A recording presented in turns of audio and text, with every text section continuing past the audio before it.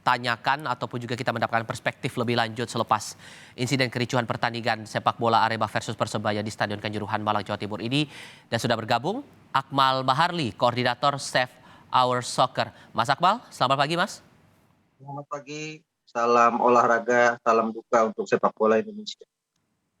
Dengan Tifal dari Kompas TV di Mas Akmal. Mas Akmal, 127 orang meninggal, 180 orang terluka gara-gara insiden ini. Kericuhan selepas pertandingan sepak bola antara Arema versus Persebaya. Perspektif Anda soal ini?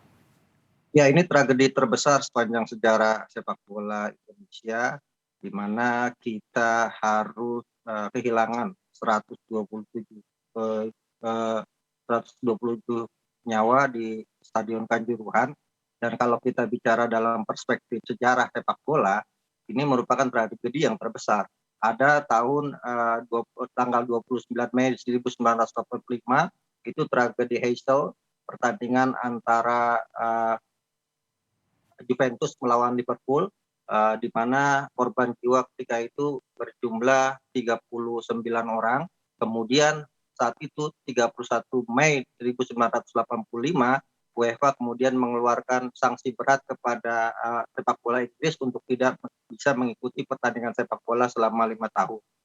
Kemudian pada 15 April 1989 ada lagi tragedi Hillsborough, di mana korban meninggal sebanyak 96 orang, tragedi semifinal Piala FA antara Nottingham Forest melawan Liverpool, di mana digelar di markas dari Sheffield Wednesday, dan itu korban jiwanya 96. Kita sudah ada 127 korban nyawa yang meninggal dunia, dan ini merupakan tragedi kemanusiaan terbesar untuk sepak bola Indonesia, dan layak untuk menjadi perhatian kepada seluruh pihak bahwa untuk sementara sepak bola harus dihentikan sampai kemudian dibentuk tim investigasi untuk menyelidiki kasus yang terjadi dan menghukum seberat-beratnya kepada pihak-pihak yang melanggar prosedural, baik itu terkait dengan Safety and Security FIFA Stadium maupun yang terkait dengan hukum pidana.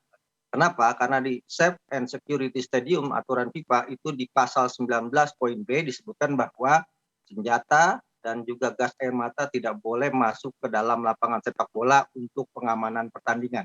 Artinya ada pelanggaran di sini, tidak ada SOP yang diberikan antara PSSI saat bekerja sama dengan polisi bahwa gas air mata itu berdasarkan aturan FIFA tidak boleh masuk ke lapangan sepak bola. Baik, dengan perspektif yang Anda jelaskan itu tadi, ini semata-mata karena fanatisme yang membuat akhirnya muncul kericuhan seperti ini, atau ada faktor lain buat Anda yang Anda lihat soal ini? Yang pertama ya ketidaksigapan seluruh pihak ya, termasuk di sini misalnya panitia pelaksana, di mana di awal sebelum pertandingan ini dilaksanakan sudah ada surat edaran dari kepolisian untuk tidak mengizinkan mencetak tiket yang memenuhi stadion gitu kan. Hanya diizinkan sekitar 25.000 tiket, tapi kemudian yang dijual adalah 45.000 tiket. Ini secara nyata sudah melanggar aturan atau izin yang dikeluarkan. Kemudian terkait dengan dengan PSSI LIB, ini juga tidak mengantisipasi bahwa ini adalah pertandingan derby klasik Jawa Timur yang kedua tim punya rivalitas yang sangat tinggi. Arema misalnya, bagi mereka kalah dari tim mana saja itu boleh, tapi asal jangan dari Persebaya. Dan di pertandingan kemarin mereka kalah dari Persebaya di kandang sendiri, dan kemudian supporter protes.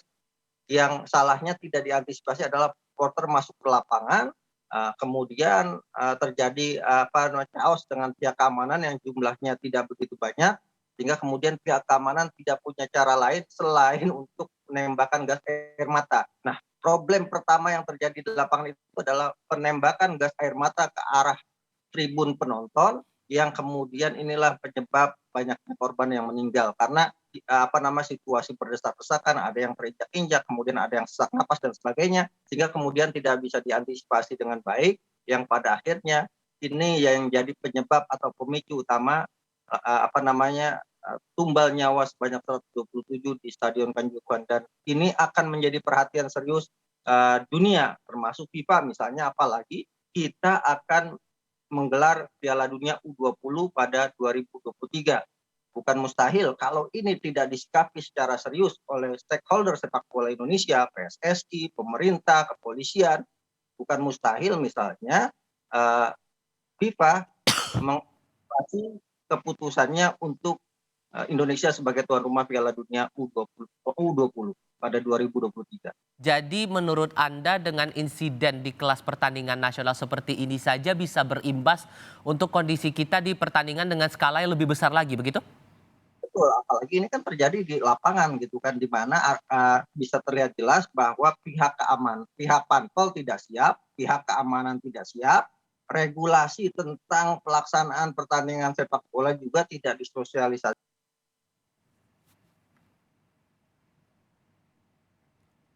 Mas Akmal, halo? Kami alami kendala komunikasi, kami coba perbaiki lagi komunikasi kami. Membuat Halo, atau Mas Akmal? Halo? Mas Akmal, halo? Bisa mendengar Ya, suara saya, Mas? ya, Sempat terputus tadi, Mas. Mungkin bisa disampaikan kembali hal yang mungkin ada jadi perhatian soal ini.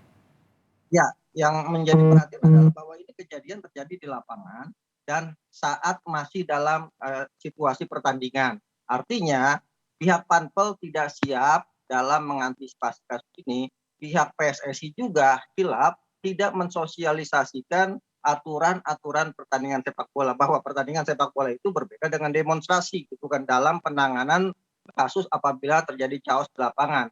Yang pertama tadi saya katakan di regulasi FIFA Safety and Security Stadium pasal 19 poin B disebutkan bahwa gas air mata tidak bisa digunakan dan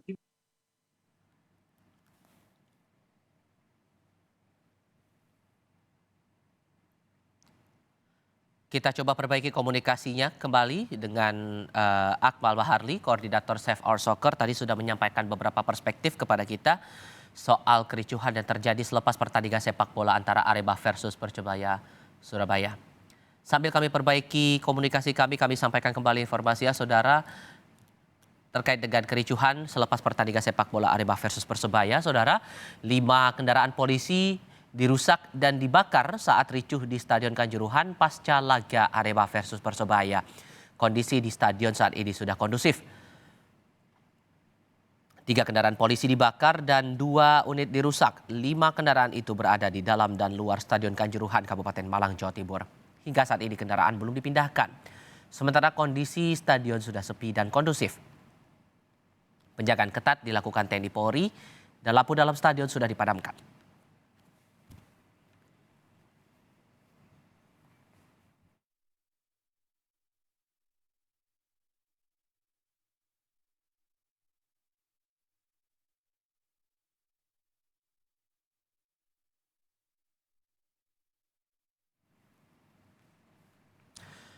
Sebelumnya kericuhan terjadi usai pertandingan Liga 1 yang mempertemukan Arema dengan Persebaya.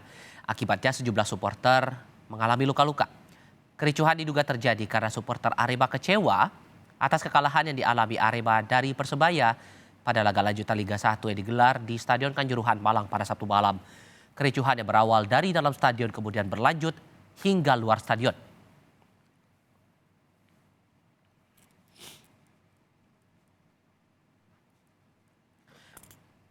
Dari sejumlah video amatir terekam sejumlah korban yang diduga meninggal dunia. Evakuasi korban dibawa ke sejumlah rumah sakit dan biaya pengobatan korban luka ditanggung pemerintah Kabupaten Malang. Dan akibat kejadian ini, Kapolda Jawa Timur Irjen Diko Afinta melaporkan 127 orang meninggal dunia. 2 diantaranya adalah polisi, sementara 180 orang dirawat di sejumlah rumah sakit. Pencegahan sampai dilakukan gas air mata karena sudah lapis, sudah mulai menyerang petugas, sudah merusak mobil, dan akhirnya karena gas air mata mereka pergi keluar ke satu titik di pintu keluar, yaitu kalau nggak salah pintu 10 ya atau pintu 12. Kemudian terjadi penumpukan. Di dalam proses penumpukan itulah terjadi sesak napas, kekurangan oksigen yang oleh tim medis dan tim tergabungan ini dilakukan upaya penolongan yang ada di dalam stadion. Kemudian juga dilakukan evakuasi ke beberapa rumah sakit. Dalam kejadian tersebut telah meninggal 127 orang 2 diantaranya anggota Polri dan 125. Yang meninggal di stadion ada 34, kemudian yang lain meninggal di rumah sakit pada saat upaya proses penolongan. Lalu ada 13 mobil yang rusak. 10 diantara mobil dinas milik Polri, ada mobil patroli, mobil Tatwal, mobil K9, dan juga ada mobil pribadi. Kemudian masih ada 180 orang yang masih dalam proses perawatan, tapi diselesaikan langsung oleh kami dari terkait dengan upaya-upaya penyembuhan pada yang sedang dirawat.